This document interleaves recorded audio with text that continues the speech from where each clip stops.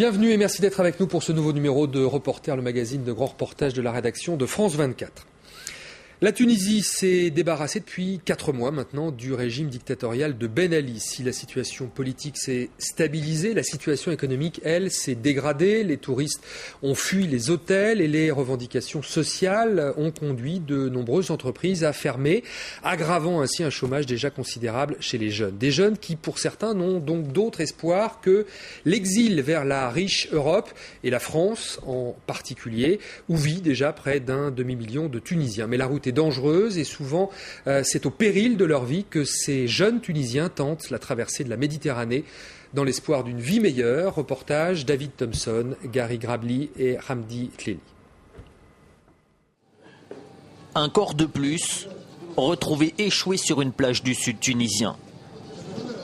Le rêve d'Europe des migrants s'arrête souvent ainsi, dans la morgue de l'hôpital de Zarzis. Ce clandestin s'est noyé dans la nuit en tombant d'une chaloupe. Les passeurs n'ont rien fait pour le sauver. Ils sont partis sans lui, trop pressés de mettre le cap sur l'île italienne de Lampedusa. En principe, il y a la garde nationale et la police pour empêcher les gens de passer à Lampedusa. Mais où sont-ils aujourd'hui? Si les agents de police étaient là, cet homme ne serait pas mort. Ils auraient dû sauver ce jeune, vous comprenez? Si cet homme est en colère, c'est parce qu'en 2 mois, près d'une centaine de migrants sont morts en mer. La police est impuissante, incapable d'endiguer l'hécatombe. Discréditée depuis la Révolution, elle a totalement disparu des côtes et des rues tunisiennes. Elle ne contrôle plus rien. À Zarzis, au lieu touristique près de Djerba, une nouvelle autorité fait régner sa loi. Celle des passeurs qui ont mis en place une industrie de l'immigration clandestine. Dans ce café, nous avons rendez-vous avec 2 rabatteurs. À visage caché, ils ont accepté de nous expliquer comment fonctionne le système. À cause de l'absence de la police, c'est plus facile. C'est comme une agence de voyage. Tu amènes les gens, tu les mets dans une maison. Quand le chef dit c'est OK, maintenant on va partir, tu le ramènes dans un camion, tu les mets dans le bateau, il démarre. Après 24 heures, ils seront en Italie. Après 3 jours, ils sont maintenant à Paris. Une agence de voyage aux airs de mafia. À 2000 dinars, soit 1000 € le passage, le marché est extrêmement lucratif. À la nuit tombée, les 2 hommes nous conduisent dans l'une des nombreuses maisons de Zarzis où les migrants sont cachés. On souffre trop. C'est ça la réalité des clandestins. Beaucoup d'attentes et de fatigue. Entassés à l'intérieur, ils sont une quarantaine. Certains attendent là depuis des jours. Ce soir, ils ont bon espoir d'embarquer pour rejoindre Lampedusa. On laisse les parents derrière, les enfants, voilà. À part ça, bon, on est pressé de partir parce qu'il n'y a rien ici. Il n'y a rien qui bouge. Il n'y a pas de boulot, il n'y a rien. C'est naze partout. Je suis très très content. Ouais. Moi aussi. C'est un rêve. J'étais vivre ici 26 ans. Je vis rien. Que le chômage. Ouais. Ces hommes sont presque tous originaires du même quartier, de la même famille. Mokhtar est le plus âgé. Il se charge des présentations. Mon cousin, lointain, cousin. Mokhtar a déjà travaillé en France comme maçon pendant plus de 10 ans, sans papier. Ses cousins sont menuisiers, informaticiens ou restaurateurs. Avec l'aide de proches déjà installés en France, tous espèrent trouver un travail au noir. 2 mois avant, ils remplissaient les cortèges qui ont fait tomber l'ancien régime. Aujourd'hui, Ben Ali n'est plus là, mais ils refusent d'attendre les retombées de leur révolution, trop long à leurs yeux. Ici, en Tunisie, on espère que l'économie va repartir et que la révolution ne sera pas vaine. Parce que cette révolution, les jeunes ne l'ont pas faite pour rien. Nous, les clandestins, on ne part pas pour fuir le pays, on part parce que l'économie s'est écroulée. On part pour relancer cette économie. Si on reste endormi ici, l'économie ne va pas s'améliorer. Et nous, on voudrait que la Tunisie soit numéro 1 dans le monde. Voilà, ils sont là, les jeunes qui ont fait la révolution. Grâce à Dieu, on a fait tomber l'ancien régime. Et tous ensemble, on peut faire repartir l'économie de la Tunisie comme elle l'a été autrefois. Mais pour quitter la Tunisie, Mohamed et ses cousins vont devoir encore patienter.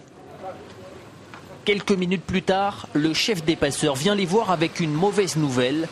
Leur départ est annulé, ils ne partiront pas ce soir. L'heure est aux explications. Certains veulent être remboursés pour retenter leur chance au plus vite. Non, non, pas de caméra. Les discussions se tiennent à huis clos. Pour comprendre la détermination de ces hommes à quitter leur pays au lendemain de la Révolution, nous nous rendons chez eux, à Tataouine.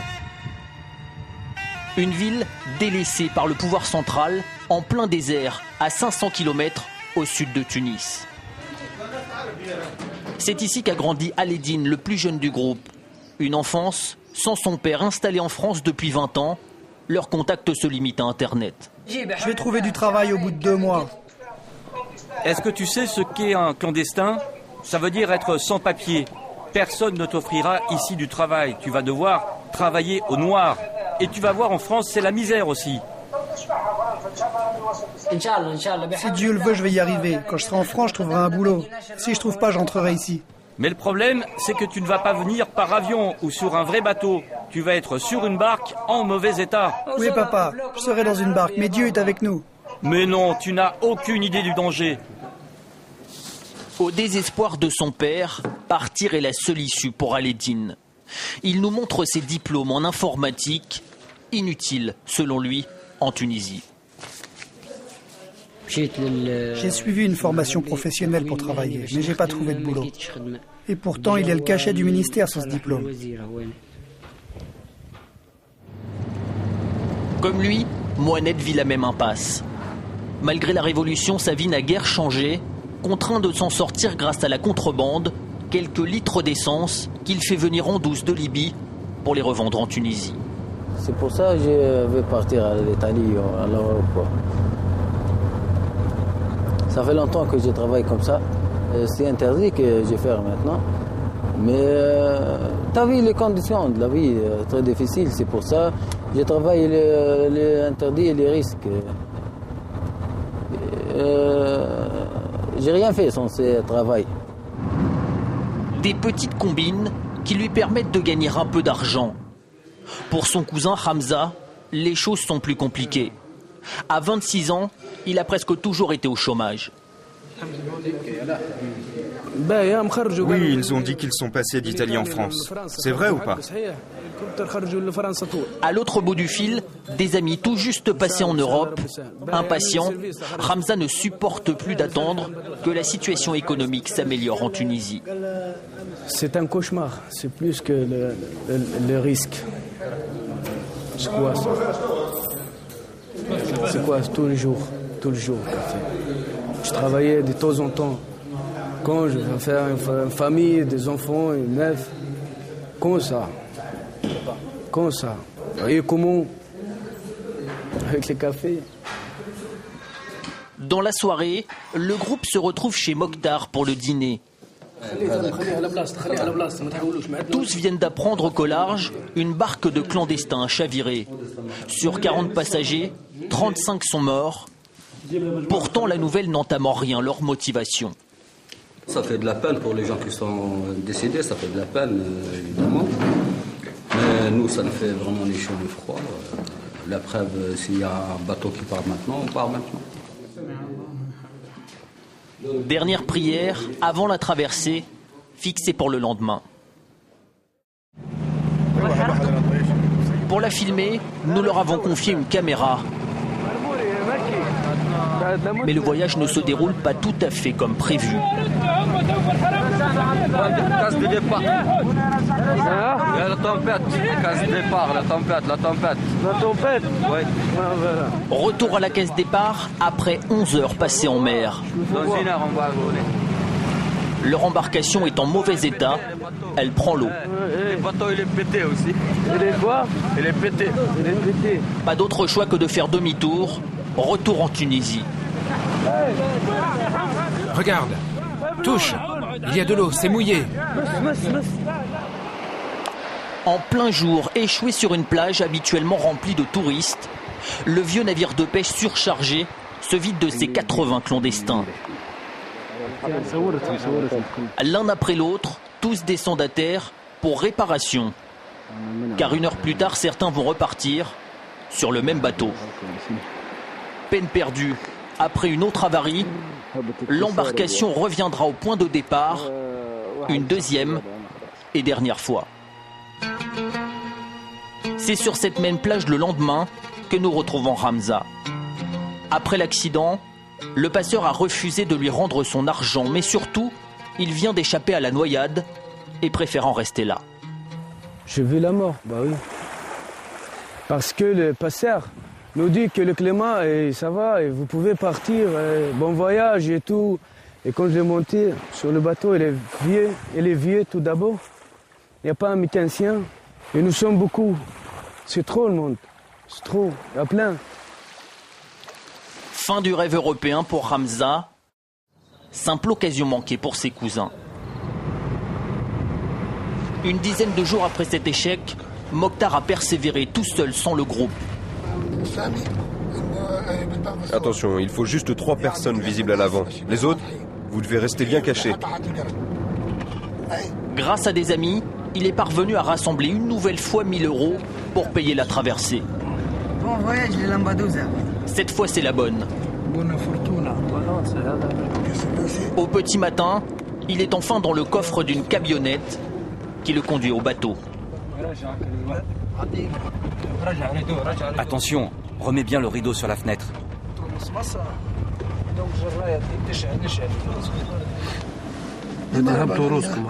Baissez vos têtes, baissez vos têtes. Voilà, baisse-toi. Doucement, doucement.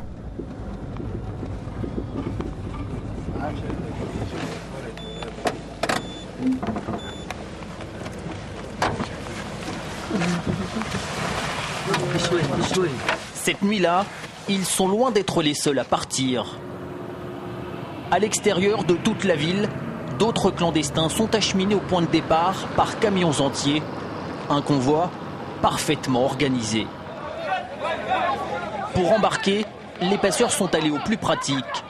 En plein milieu du port de Zarzis, sur un ponton normalement réservé aux pêcheurs, une centaine de personnes fait la queue. Les passeurs chargent d'abord l'eau et la nourriture, puis vient le tour des clandestins. Plus de 100 personnes à bord. L'embarcation peut prendre le large.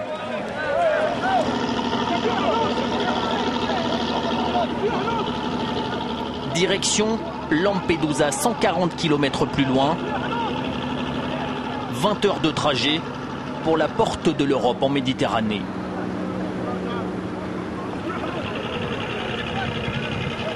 Un départ comme tant d'autres depuis la chute de Ben Ali. Ce matin-là, au moins 800 déçus de la Révolution ont fui une vie sans horizon en Tunisie. Et David Thompson est avec nous. Bonjour David. Bonjour Antoine, bonjour à tous. Vous êtes le correspondant de France 24 en Tunisie. Vous avez tourné ce reportage. Alors, vous l'avez tourné il y a quelques jours de cela. Que sont-ils devenus depuis que vous avez tourné ce sujet ? Eh bien, sur le groupe que nous suivions, tous sont arrivés à Paris, sauf l'un d'entre eux qui a préféré rester en raison des risques. Et puis sa famille, tout simplement, lui interdisait de partir parce qu'elle avait peur qu'il fasse naufrage. Ils sont donc à Paris, ils sont arrivés et ils se trouvent face à face avec les difficultés d'une vie sans papier ici en France. C'est-à-dire qu'ils ne savent pas comment ils vont trouver un travail. Ils espéraient que des proches allaient les aider pour les faire un petit peu travailler au noir, mais c'est beaucoup plus compliqué que prévu. Mais je rappelle, la communauté tunisienne est très importante en France, c'est 1,5 million de personnes. Hein. Absolument, et c'est pour cette raison que tous ces Tunisiens clandestins veulent venir en France, parce qu'ils savent que sur place, des familles vont les aider, vont les héberger. Et puis voilà, ces familles les hébergent ici, mais la peur de la police, la peur d'être pris, d'être contrôlé, elle est partout. Voilà. Alors précisément, on sait que la politique française de lutte contre cette immigration clandestine et notamment cette immigration tunisienne est assez sévère et très ferme. Comment est-ce que c'est perçu côté tunisien chez ceux qui vivent désormais en France dans la clandestinité, mais aussi chez ceux qui sont restés en Tunisie? Et bien paradoxalement, c'est pas que des avis absolument négatif contre la France, parce que tous les Tunisiens ne comprennent pas pourquoi ces jeunes veulent quitter le pays au lendemain de la Révolution, au lendemain de la libération du pays. Beaucoup disent qu'ils ne devraient pas, qu'ils devraient rester ici, ils devraient rester en Tunisie, mais pourtant ils partent. Et donc du coup, ce que certains disent en Tunisie, c'est que finalement la France a raison de bloquer ses frontières. Mais en même temps, vous avez bien sûr beaucoup de gens qui sont absolument outrés par le traitement qui est réservé à ces clandestins, surtout lorsqu'ils sont arrêtés. Alors la clé pour stopper cet exode, c'est le rétablissement de l'économie. On a vu qu'en Tunisie, la stabilité politique est à peu près assurée jusqu'à la transition du 24 juillet et ces nouvelles élections, mais c'est l'économie qui pêche aujourd'hui considérablement avec un taux de chômage considérable. C'est la seule et unique raison pour laquelle tous ces jeunes veulent partir, c'est fuir le chômage, fuir une situation d'oisiveté forcée. Pire qu'à l'époque de Ben Ali ? Pire qu'à l'époque de Ben Ali, parce que la révolution a stoppé net l'économie. Du jour au lendemain, les touristes ne sont plus venus, donc beaucoup de jeunes viennent des régions touristiques. Ils travaillaient dans les hôtels, ils étaient photographes, traducteurs, que sais-je, serveurs. Et puis, ils n'ont plus de travail du jour au lendemain. 4 mois sans travail, c'est très difficile. Là-bas, pour eux, c'est obligatoire. Il faut partir pour travailler. David Thompson, merci d'être venu dans ce reporter. Merci à vous de l'avoir suivi. On se retrouve la semaine prochaine pour un nouveau numéro de ce magazine de Grand Reportage sur France 24.